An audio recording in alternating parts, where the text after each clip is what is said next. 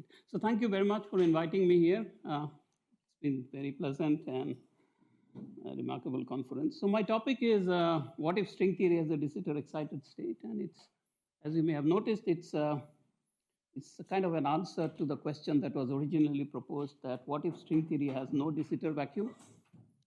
Saying that maybe it has not a vacuum, but so the study of de Sitter is warming up quite a bit, and a lot of people working on it, and half of the people think that positive cosmological constant solution cannot exist as a vacuum. Other half thinks that positive cosmological constant solution can exist as a vacuum solution, and the remaining people are doing ADS-CFT.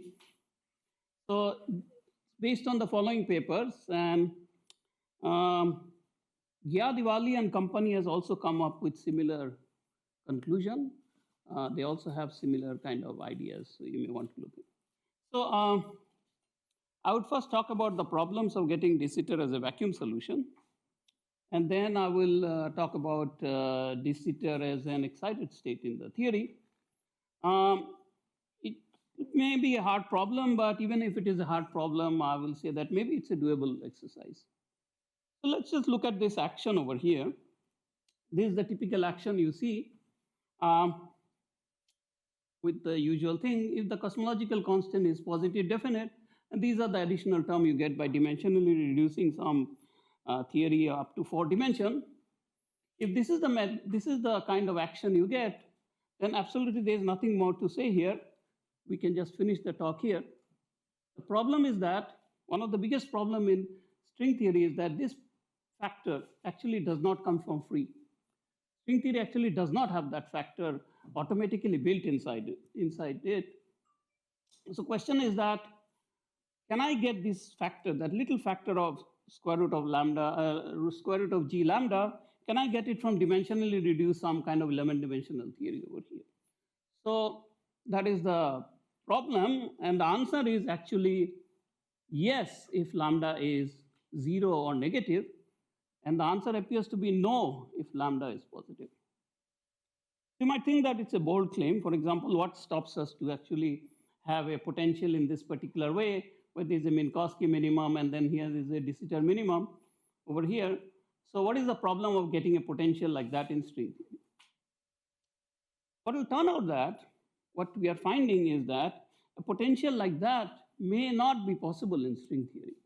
What is possible is a potential of this following form with ADS minima. I did not draw the ADS minima, but those ADS that we get are not scale separated ADS.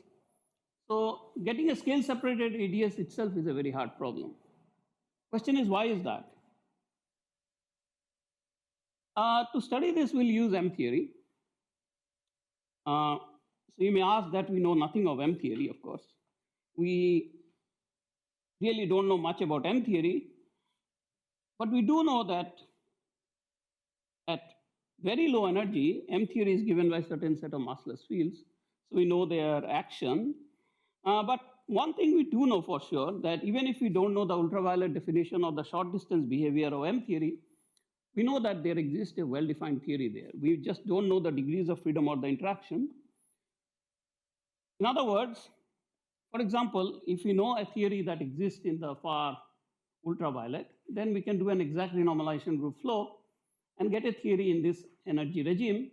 In this energy regime, we have all the massless degrees of freedom, and then you have an infinite tower of marginal and all kind of relevant and irrelevant interaction over here.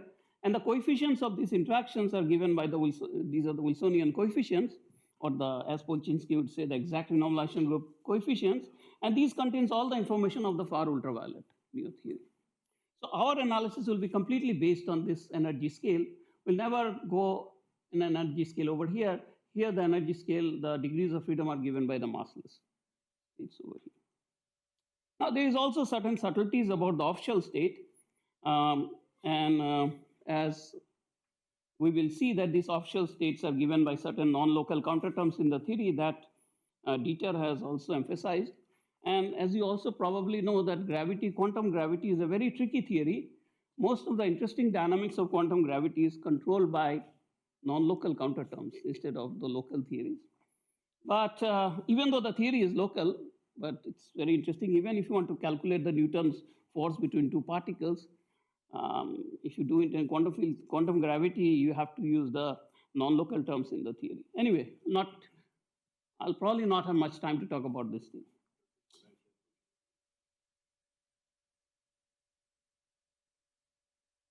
Huh? Good. I'll talk about it. Let me come to that question. So let's see what is the problem. Problem is that imagine somebody gives me a metric of this kind in type 2B theory. So this is, you can easily see it's a kind of a de Sitter with some internal space over here, and this is in the flat slicing. If somebody gives me this, so I want to do it in type 2B. Of course, I know that type 2B is very difficult because there is no well-defined action in type 2B theory. So we have to go to a simpler model, which is the M theory uplift of this. And if we do that, then this is the condition we get. And here lies everything.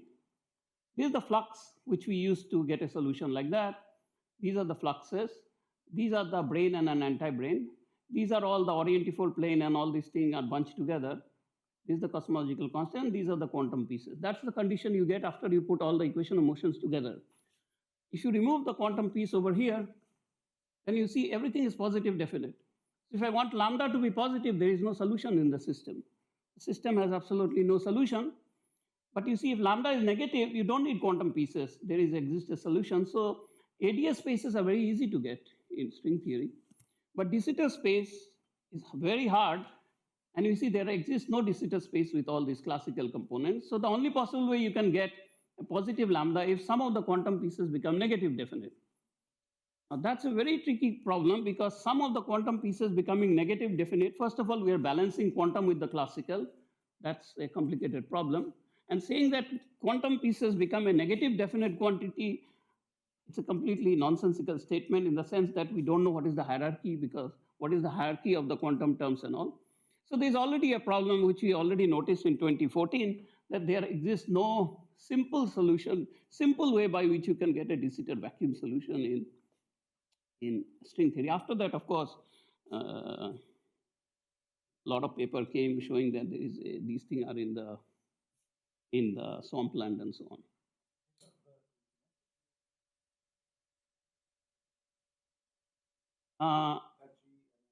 Yes, there's some time dependence in the internal phase. We took a very generic construction. You might ask a question about flux quantization and all kind of things.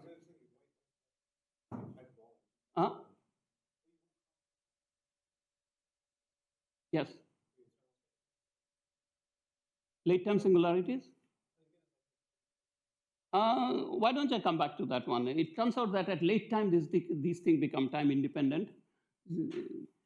As you go to late times, things become time independent, which gets you out of these kind of issues over here. But there are much deeper problems with this setup. Okay. So, it seems like, although there is no solution, it seems like there is some good news. Means if I can construct quantum pieces in this particular way, we might be able to get a de Sitter vacuum solution. And in fact, it turns out that with some kind of time-dependent fluxes, you can construct a possible hierarchy in quantum system by which you may be able to get a solution of this particular form. The question is, we can stop the talk right here if this were the case. But what is the problem with that simple assumption that you can solve this? The problem lies much deeper. Because remember, we said that we are studying everything at the far infrared. That means I have somehow integrated out, but as pointed out, that this is actually not an easy process to do. In fact, there does not exist a simple way of doing it. The reason is very simple. There could be two reasons. One is that actually there is no well-defined ultraviolet completion, which we know that, although we don't know what is the short distance behavior, we do know that there exists some well-defined UV completion of this theory. But the problem comes that if you take a de Sitter solution and try to study small fluctuation on top of the de Sitter vacuum, you'll find that these fluctuations, the frequencies of these fluctuations are changing with respect to time. And remember what Wilson taught us. Wilson taught us that you integrate out these high energy, high frequency modes. But if you start integrating out the high frequency mode, the modes themselves become low frequency. So there is no meaning of this integrating out procedure at all. In fact, there is no integrating out procedure possible in a time-dependent background. So the question is that you might immediately ask, what happens in a static patch? In a static patch, everything is time independent. Of course, what happens in a static patch? Well, let me give you an example why there is a problem in the static patch. In a static patch, you see that you are sitting in a static patch. So this is some cartoonish way of writing. You are sitting in a static patch and you are taking a high frequency mode over here. And this does not change with respect to time. So you might think that I can integrate it out and write a well-defined effective field theory at low energy. But a person who is sitting in a global patch, he will see something else. He will see that the frequencies does seem to not change inside, but actually the frequencies are changing outside in a global patch. That means the person who is sitting here will mistakenly think that the frequencies are not changing with respect to time, but in fact it is changing with respect to time quite a bit. And this observation was actually, even Banks had an observation a month ago. He found that in a static patch, actually the energy is leaking out in a very interesting way. So how did people deal with that? Of course, there's three ways people I know deal with that. First is, of course, it's just a joke that you can ignore it and assume that space-time is negative cosmological constant. The second is a very interesting way, which Cliff and other people have slowly using it. It's called an open quantum field theory. If you know anything about open quantum, I'm sure you know quite a bit about it. It's a very interesting theory that does not have a well-defined energy momentum tensor, because the energy is leaking inside the system. It was first developed by Feynman and Vernon. And in this case, you actually don't even have a well-defined action. You cannot define things very well. So what you do is that you separate things in terms of environment and degrees of freedom, and you allow energy to be exchanged between them. So, and all the calculation in this kind of open quantum field theory, yes, are done using Markovian process. Yes.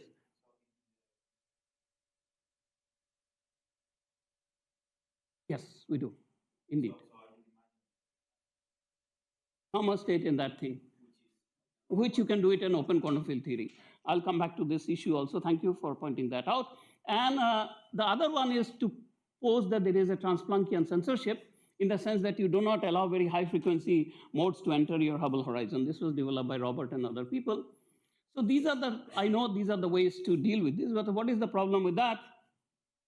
As I said, that open quantum field theory has this issue, but the problem is to realize open quantum field theory in string theory setup. In a string theory setup, to realize an open quantum field theory is a very, very hard process because you have to separate degrees of freedom in some particular way. You have to determine how the strings are quantized. As far as I know, that this problem has not been done, and as Cliff pointed out, that nobody even have tried to realize this. So I'll not go into that direction. The second case, the censorship, Transplanckian censorship, which was originally proposed by Robert and Martin. The reason they proposed it is because they took Einstein gravity, and we know that the ultraviolet behavior of Einstein gravity is sick. So that means all those modes, short distance mode, carry the sickness of the short distance behavior. So when they become low frequency, they become low energy, so they enter our Hubble horizon, and they carry all the bad thing about the UV in our Hubble horizon. So they wanted to put a censorship saying that those modes cannot enter our Hubble horizon, and that restricted the time limit for this. But we know that this is not exactly an issue in string theory because the short distance behavior of string theory is actually not bad. So these UV modes will not create a problem. So putting such censorship is not a way out for our case. What is the way out is that if we view that thing as an excited state over supersymmetric Minkowski background. So that's the proposal we had. In other words, we claim that there does not exist a potential like that, but string theory might have a potential like this with some anti-de Sitter minima over here. And those anti-de Sitter minima are typically non-scale separated. I don't know about scale separated anti-de Sitter minima. Also, de Sitter cannot be realized as a coherent state because, as you know, coherent state capture the classical behavior, and all our analysis showed that classical behavior cannot capture this. So we proposed a new kind of state in this theory, and that state is given by, we take an interacting vacuum in this kind of potential. We take this potential and assume that this is governed by some exact Hamiltonian, and which has an interacting vacuum omega. And we shift that interacting vacuum omega by some operator D. I will specify these things more clearly soon. So this is by definition is, we call it the Glauber-Sudarshan state, because these were the people who first hinted towards the existence of these kind of state. And this D is not a unitary operator, but could be Hermitian. So that's our proposal, that there exists a state like that. So question is, how do we proceed to do any calculation? So we'll first assume that this interacting vacuum over here is non-degenerate.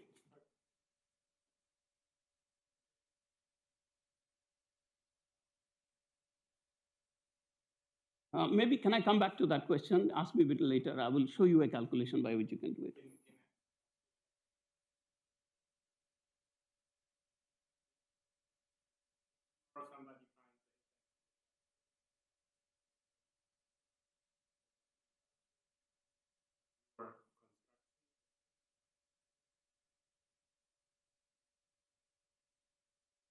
Yes.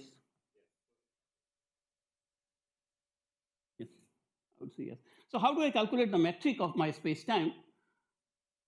Well, to calculate the metric of my space-time, I'll use the usual trick. I will sandwich a metric operator between these sigma and sigma, and since it's not unitary, I have to divide it by something over here. So question is, this is just an abstract formula. How does it actually work in real life? So let's take a potential like that. Again, I'm ignoring the anti-de Sitter minima because of certain other reason. Let's assume that we live here.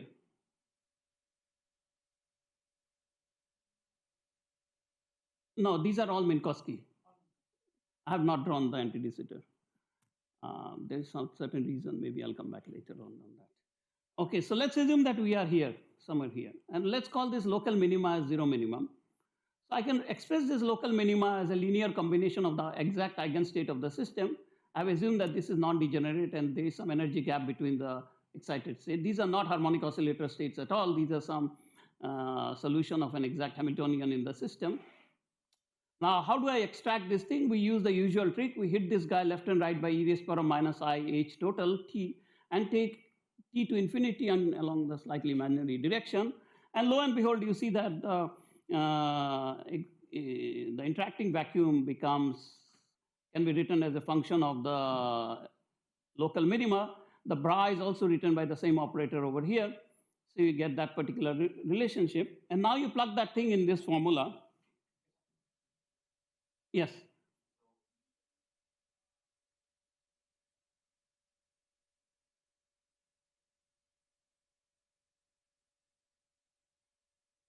Yes, so there is one thing I did not tell you is that there is also a UV-RI correspondence saying that there is an infrared cutoff in our theory which gives rise to a volume structure, which Dieter actually emphasized yesterday.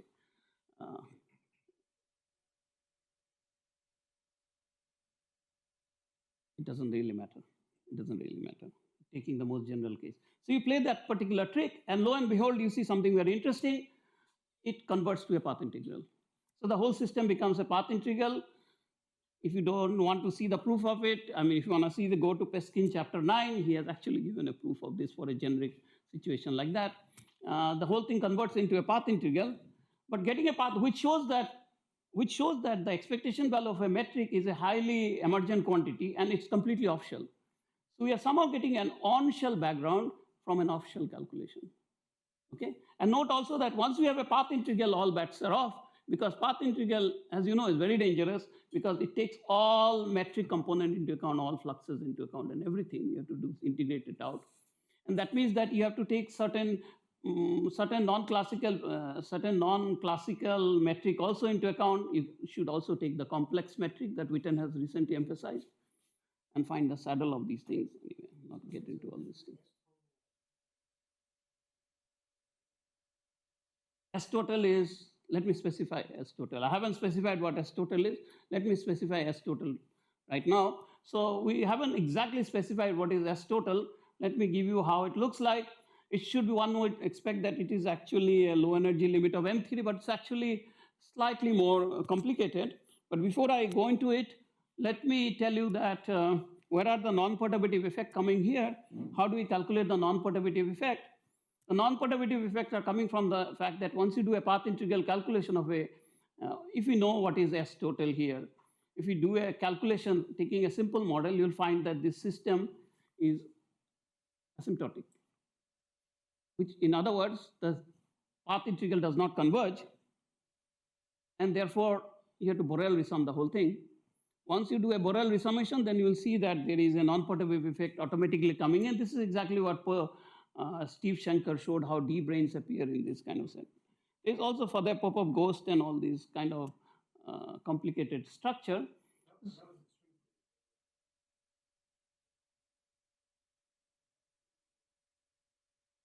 I'm never relying on perturbation theory. This is an Euclidean action, but only taking the polynomial sector of the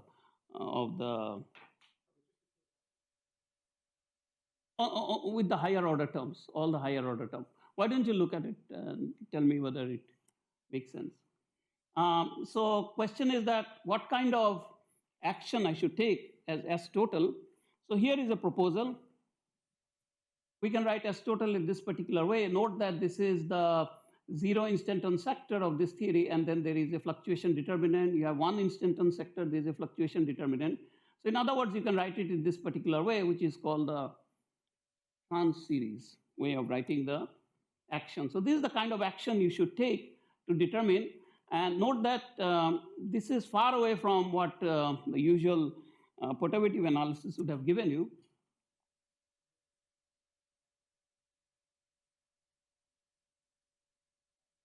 On a given saddle, not a vacuum, on a given instanton saddle. Different vacua, because the potential can have different vacua. I'll give you one concrete example how to compute this thing. Okay, so this will be the typical form of the action over here. So how does it look like? We'll take a simple scalar field theory, and I'll try to show you how this thing is done. So let me now tell you how exactly we get this kind of state. So imagine I want to, again, go back to the same thing. I want to get this kind of metric over here. So I know that doing it in type 2B theory is a little bit tricky because there is no simple type 2B action by which I can actually get this. There is no well-defined type 2B action, you know, all this problem with type 2B. So we lift it to M theory. In M theory, it looks like that. So all these factors just reassembles itself into this particular way. Now, what are we claiming? We are claiming that concentrate on this factor over here, these factors, time-dependent factors. So we are claiming that the expectation value of these, our metric operator should look like that. Expectation value of these internal metrics should take this particular form over here. So the claim is that once we take the Glauber-Sudarshan state, and if we manage to do this path integral calculation, then we should be able to express this expectation value in this particular way. And you can see that although these operators are non-zero, their expectation value becomes 0. So we now see that these on-shell degrees of freedom that we expect are appearing from a completely off-shell computation. And in fact, in our model, there are no on-shell degrees of freedom. Everything is off-shell in this analysis, and everything is emergent. Okay, so there is no on-shell, everything is emergent quantities over here. A somewhat similar conclusion Gia Diwali and other people also are getting. So it's not gauge invariant. I don't want at this point to put any gauge invariance in the theory, but when I actually do so we impose the gauge transformation. By doing gauge transformation, you can actually make these kind of things 0. But in an actual calculation, the gauge invariance appears as this ghost in this, or the Popov ghost in the path integral. Huh? I didn't hear you. I'm imagining gauge fixing and for the Popov ghost over here. Okay. So if you want to check these kind of thing, I mean, I think here Ion Company had somewhat similar answer. Anyway. Note also that if we are actually not, I haven't really emphasized string theory because I'm just doing a simple scalar field model and claiming that this is the case. But if we use the actual string theory, we would have an instanton going as e raised to the power minus 1 by g string to the power of c. If c is 1, you know that these are d branes. If c equal to 2, these are ns brane. If c is other, there are other instanton For C equal to 1, Steve Shankar and all showed that you can get it by a trans series of this particular form. But to have a convergent series like that, we need G string to be smaller than 1.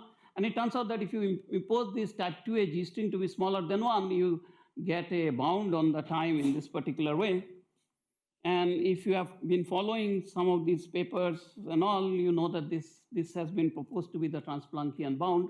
It's surprising that despite of us not using any trans-Planckian censorship and all, we are getting the same bound. So we got this bound by employing this. Diwali and all got a bound by saying that such coherent state can exist for there is a quantum breaking of coherent state that leads to this. And Robert and all got by imposing that there is a trans-Planckian bound on that one. Yes, 5 minutes, okay, nice. Okay, so how do we get the dynamics of the system? And you know, to get classical behavior from quantum mechanics, you actually have to do Ehrenfest equation. And here you have to get the, yes.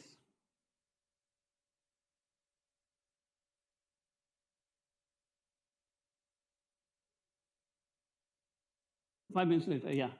Right. So it turns out that the equation of motion now takes a very interesting form. Instead of del S total by del G, we know S total is that trans series stuff over here. You get this expectation value equation of motion. This you have recognized is the Schwinger-Dyson equation. The question is, can we bring it in some useful format, and how do we are dealing with off-shell component? Well, I will not have time to say anything about off-shell component. So you can actually bring it in some useful format, and if you define some perturbative series in this particular way, then you can show that the equation of motion, and then this action, as I was asking, the action takes this particular form. So you see this is the usual supergravity piece over here, and then there is at S equal to 0, you have this whole perturbative series that yesterday Dieter was emphasizing. But then it's at the zeroth saddle of the instanton, then you have at the first saddle, you have another, and so on. So there's an infinite series of this particular way, and then there is some non-local piece. So this is the typical low energy action that would look like. We don't know the coefficients of these terms, but this is the most general kind of piece which you can expect. And this is how the equation of motion looks like. You see, it's not R mu nu minus half G mu nu R, but R mu nu of an emergent quantity minus half of some emergent quantity are equal to the energy momentum tensor. Good luck with solving that kind of thing. So, but that's how it looks like the behavior of the system take this particular form. Now let me answer one last question that I've been claiming that you get a trans series. How do we see that we get a trans series? Let me take a simple scalar field model and explain to you. Let's take this simple scalar field model, and let's assume that D is given by that particular thing. And I'll claim that expectation value of phi is somehow related to the G00 that I said, and I'll claim that this is, we expect that expectation value of phi should take this particular form. So how do we do this calculation? We put it inside a path integral. Here is how we put it inside the path integral. This is the measure, this is the action of that, and remember, you see that the action is shifted by a quantity because of the fact that I have chosen the coherent state in this way, and sigma is the parameter of the coherent state, phi is the field. So this is how it shifts over here, and this is the lambda phi 4 expanded over here, and this is the source piece. So this is the expectation value of phi.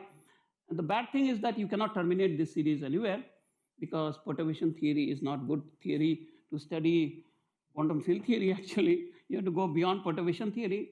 So now let's look at this at nth order, how this looks like. At nth order, you see this is the measure, this is the action. At the nth order is g to the power of n factorial 4 to the power of n, and then this is the field over here. Now, if you play the game properly, you can show that, I'll discuss this later. At nth order, the theory, the Feynman diagram in the model grows in this particular way. You see, this is a factorial growth, showing that this perturbation theory that we are studying is actually not convergent, as you expect.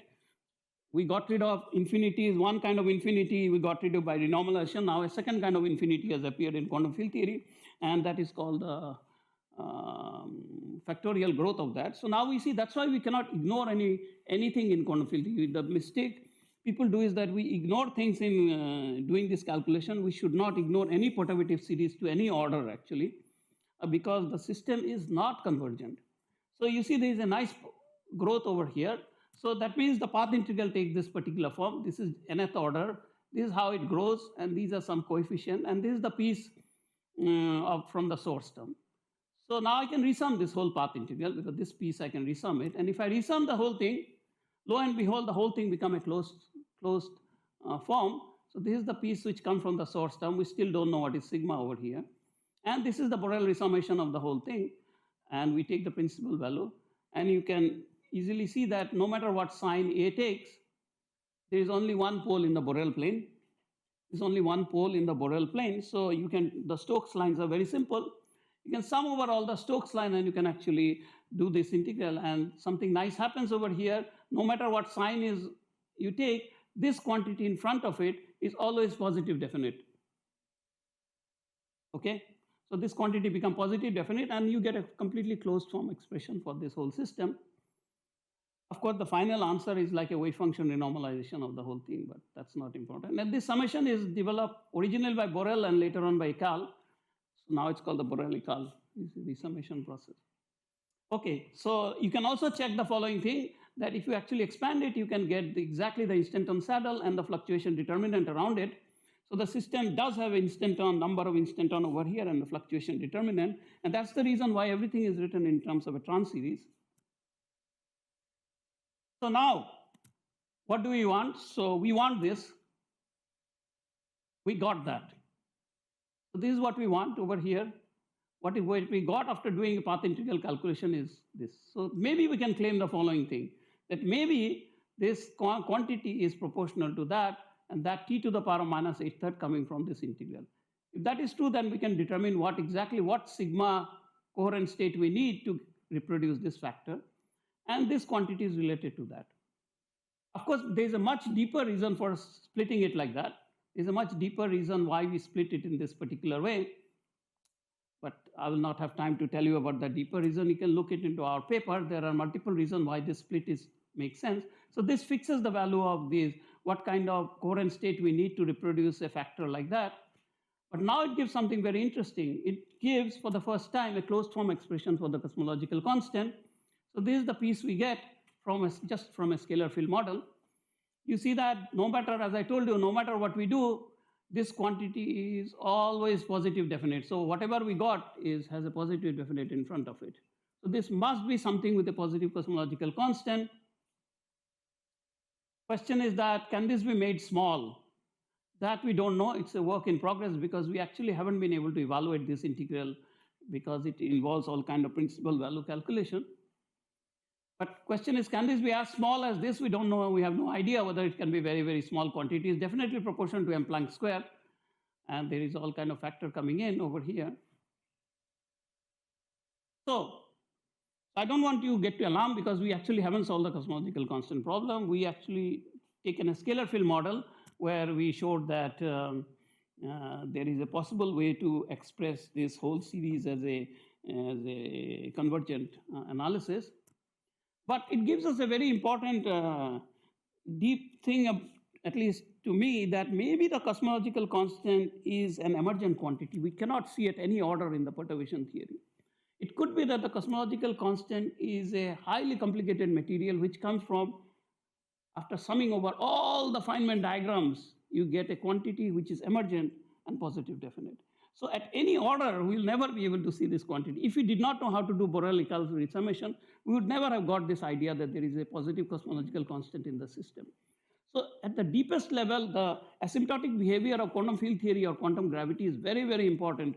Well, of course, first it was shown by Dyson, everybody ignored it. And then it was shown by Steve Shenker, then nobody ignored it actually, no people listened to it. But now we are seeing the deeper aspect of the subject, maybe that it's not everything is an emergent quantity here. The equation of motions are emergent, everything is emergent, and the system behaves like this. So there is always a Minkowski vacuum in string theory or ADS. And whole idea of positive cosmological constant does not come from a minima, but it comes from some emergent calculation in the system. So we'll never be able to see this kind of system by imposing any bound on the potential or not, because it's not the usual way it's appearing in this theory. Anyway, this is our take on the subject. And very interestingly, we find something here that if I have a quantum system in this way, we are past, okay, so I'm done now. Yeah, the summary of my talk. So this is the summary of my talk. All the vacuum configuration are replaced by, you see, de Sitter is replaced by this state, Transplanckian bound is replaced by that, black hole replaced by another state, equation of motion becomes Schwinger-Dyson equation, on-shell state become off-shell state become this, Feynman diagram replaced by nodal diagram, space-time metric replaced by that. Everything has their own counterpart over here, and moduli stabilization replaced by that, no Boltzmann brane, 7 brane, etc., get replaced by certain thing like that. So there is a counterpart of this as an emergent quantity.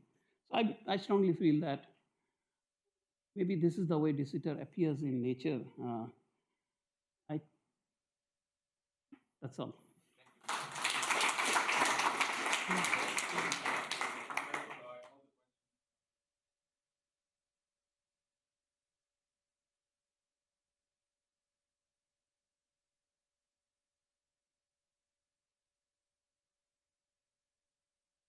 Huh? Why do we have square root of lambda? Because we take the dimensionless quantity as root lambda t. So it turns out that if I have G string, type 2A G string is proportional to root lambda t. If G string is smaller than 1, that takes t going to minus 1 over root lambda 0.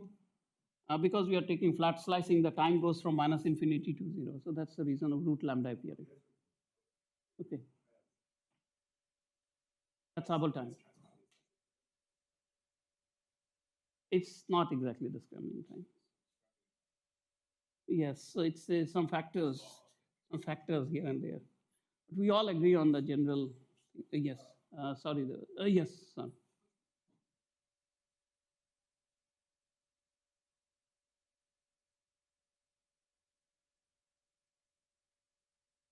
Oh, that's it. So we did not know how to show that. So we ran to our nearest mathematician friend in our department. So he gave a proof in our paper. We have a proof. So you have to actually calculate the principal value integral. So if you have done a little bit, so if you have a Borel plane, and there are singularities on the Borel plane, so you can go by this path like that. And the principal value calculation is not just the residue at the pole, but you take one path like that, you take another path like that. So you take one path like that, you take another path like that, and average over all these things. So this is called the principal value. That's how Ekal gave up. So if you do that, you can show that this is always positive definite quantity. If this were negative, all the program would have failed completely.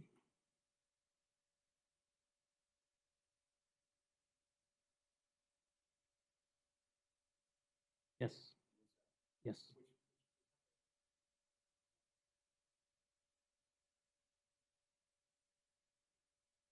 Yeah, that's right.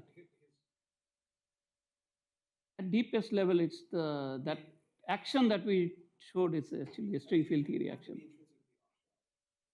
Everything, yes.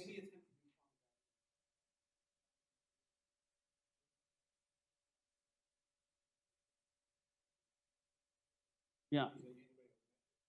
Right. Yes.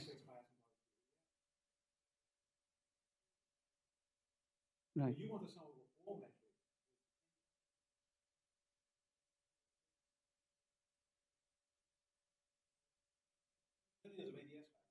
Yes, we don't know how to do that, so hence we go to scalar field theory model. Yes, but answer is yes. Not only that, we have to also take complex metric, because as Witten recently emphasized, that there are also complex stuff also. Yes, yes, I completely agree with you.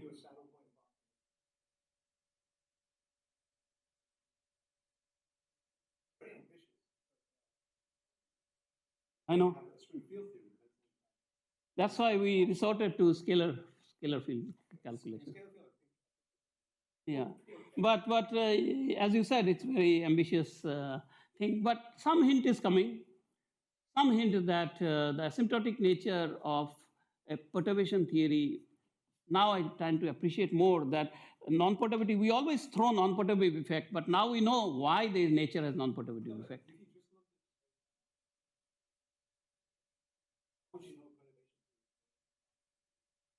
Oh, we compute. Oh, yes. To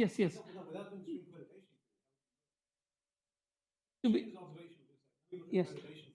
So let me give you the answer to that question. As you correctly pointed out, we don't know exactly how it's growing. We do know it's growing. We don't know it's growing. It's growing. So what we did is that we assume that the growth is n factorial to the power of alpha, but alpha we have no idea what it is. It's bigger than 1 maybe. Okay. So then, as Borel and Icall showed, that the growth of this is equivalent to the growth of like that. So this is the anyway, you can look it up, all these things. So this is called the Gevrey growth. Instead of a Borel growth, it's called a Gevrey series. So there is a huge literature on that one. And then you can, instead of summing this, which is much harder, you can sum that guy. And that is what Icall has developed. You can sum that guy and then you can show. But the problem is that, as you said, we have absolutely no idea how the things are growing. There is no perturbative parameter in M theory, but we don't need the perturbative parameter. What we need is that we need simply the M. So we did everything in terms of M Planck. Sorry. Yeah.